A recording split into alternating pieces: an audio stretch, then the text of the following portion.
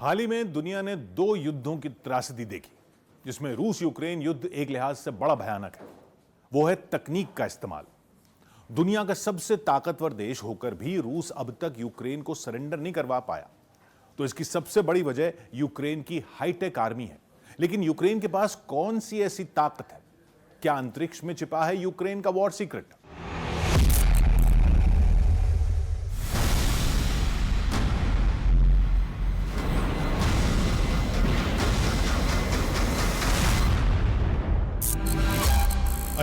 दिसंबर 2024, Moscow, रूस। Kremlin में एक अपार्टमेंट का गेट खुला। तस्वीर में दो लोग दिखे। वो चंद कदम चले और फिर धमाका हो गया।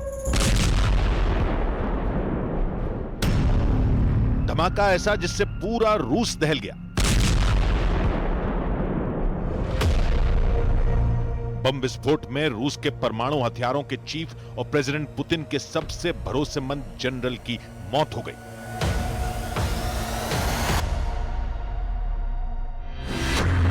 धमाके में मारे गए जनरल इगोर किरिलोव रूस के Tymoshenko radiation chemical and biological protection academy के चीफ थे, जिन्हें क्रेमलिन के अभेद्य किले में मारा गया।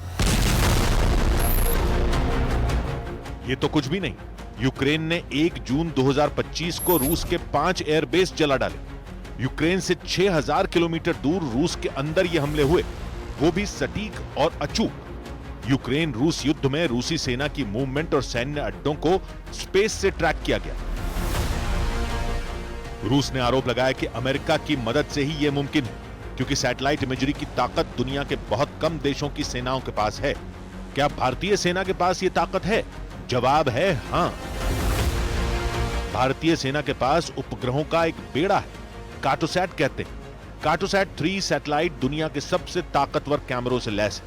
आज की तारीख में भारत को स्पेस में वर्ल्ड लीडर माना जाता है। पीएम मोदी ने लाल किले की प्राचीर से भी अंतरिक्ष क्षेत्र में किए सुधार को देश को बताया। मंगलयान से लेकर के भारत के वैज्ञानिकों ने जो अपने ताकत का परिचय करवाया है, अब हम मानव सहित गगनयान लेकर के चलेंगे। 4, 3, 2, 1। भारतीय अंतरिक्ष अनुसंधान संगठन के कीर्तिमान को कौन नहीं जानता।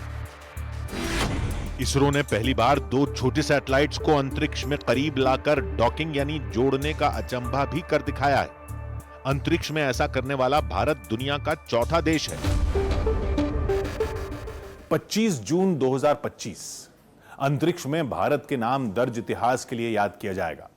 इसी दिन भारत के Shubhanshu Shukla international space station पहुंचे। राकेश शर्मा के बाद शुभांशु ऐसे दूसरे भारतीय हैं जिन्होंने अंतरिक्ष में एंट्री की। शुभांशु एक्सियम 4 मिशन के पायलट बने। इंडियन एयरफोर्स के फाइटर पायलट ने स्पेस से भारत का जयघोष किया।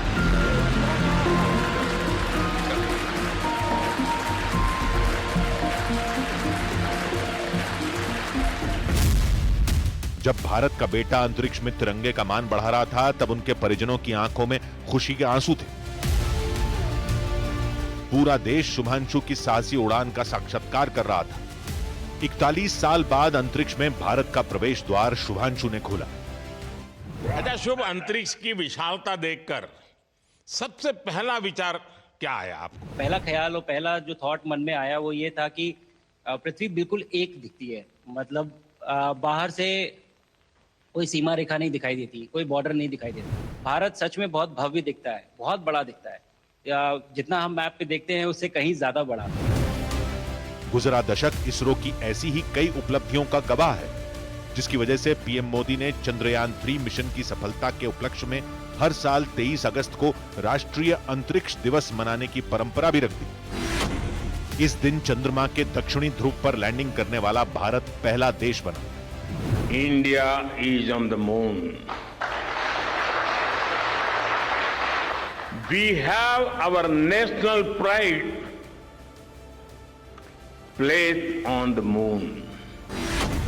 भारत के मिशन आदित्य L1, गगनयान, मंगलयान 2, चंद्रयान 3, शुक्रयान का बखान नासा जैसी एजेंसियां करती हैं। इसरो अंतरिक्ष में भारत का स्पेस स्टेशन स्थापित करने पर काम कर रहा है।